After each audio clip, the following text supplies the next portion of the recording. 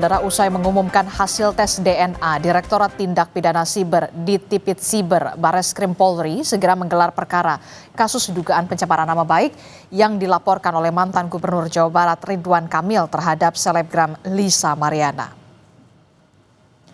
Namun demikian, Kasubdit 1 Ditipit Siber Bareskrim Polri, Kombes Rizky Agung Prakoso belum memastikan kapan gelar perkara akan dilakukan. Rizky mengatakan gelar perkara dilakukan guna menetapkan tersangka dalam kasus yang dilaporkan RK terkait dengan dugaan pencemaran nama baik dengan terlapor Lisa Mariana melalui sejumlah media sosial. Hingga kini saudara Ditipit Siber Bareskrim Polri masih mendalami laporan pencemaran nama baik yang diajukan Ridwan Kamil terhadap Lisa Mariana 11 April 2025 yang lalu. Jadi tentunya dari penyidik terkait dengan informasi ini kita akan melakukan langkah-langkah untuk memberikan kepastian hukum. Mungkin langkah yang paling dekat adalah kita akan melakukan gelar perkara terkait dengan langkah-langkah apa yang akan kita lakukan kemudian. Demikian Mas, terima kasih. Bareskrim Polri segera menggelar perkara kasus dugaan pencemaran nama baik yang dilaporkan mantan Gubernur Jawa Barat Ridwan Kamil terhadap selebgram Lisa Mariana. Dan lebih lengkapnya kita tanyakan kepada jurnalis Kompas TV, sudah ada Triksi Valensina di Bareskrim Polri. Triksi, setelah kemarin Bareskrim sudah mengungkap hasil tes DNA, Ridwan Kamil tidak cocok dengan anak selebgram Lisa Mariana. Kapan gelar perkara akan segera dilakukan untuk penetapan tersangka, Triksi?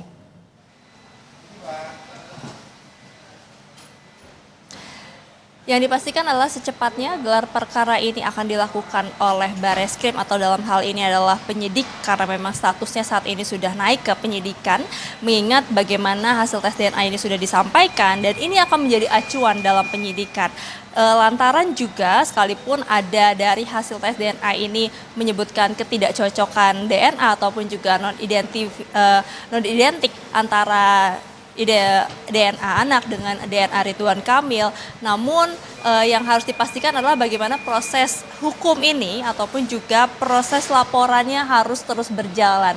Sehingga gelar perkara ini menjadi langkah yang awal ataupun juga langkah terdekat yang harus dilakukan dari penyidik untuk kemudian menentukan status hukumnya termasuk juga status dari terlapor yakni Lisa Mariana karena memang sudah ada beberapa hal yang dikumpulkan oleh penyidik. Dalam hal ini ada setidaknya 12 saksi yang sudah dilakukan pemeriksaan termasuk juga Lisa Mariana dan juga Ridwan Kamil, termasuk juga ada keterangan-keterangan yang diminta dari ahli bahasa, ahli ITE dan juga ahli hukum pidana.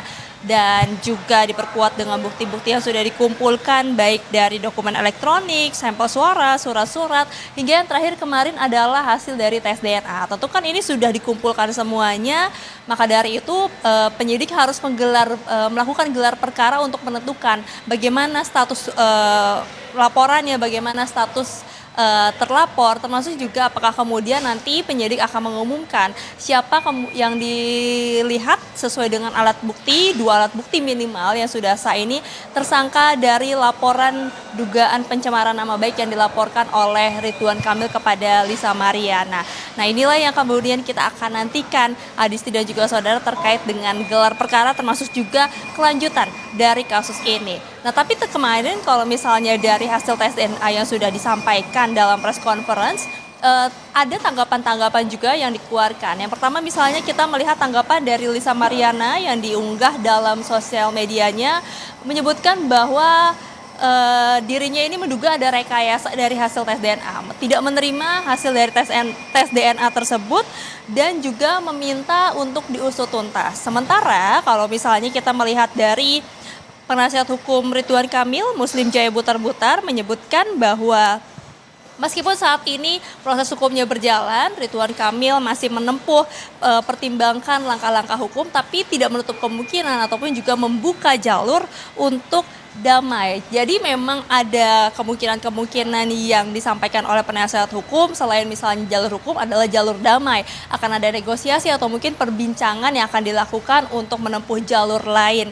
Nah inilah yang juga kita saksikan bersama-sama Adisti dan juga saudara bagaimana dari dua pihak ya, baik dari kepolisian maupun juga dari pihak antara terlapor dan juga pelapor, apakah kemudian ini akan ada finalnya ataupun juga akhirnya dari kasus-kasus yang kemudian juga sudah sampai saat ini terbuka. Dan kalau misalnya terakhir kita melihat juga bagaimana backstory-nya ini sudah ada gugatan, lalu kemudian laporan sudah mencapai Bareskrim. Tentu saja yang harus dinantikan adalah apakah memang ada hasil dari laporan maupun juga dari gugatan yang memang saat ini juga masih berjalan dua-duanya. Yang kita juga harus nantikan terdekat adalah kapan gelar perkara dilakukan dan apa hasil dari laporan penyidik yang saat ini sedang menggodok dari hasil bukti-bukti maupun juga keterangan-keterangan yang dikumpulkan sampai saat ini.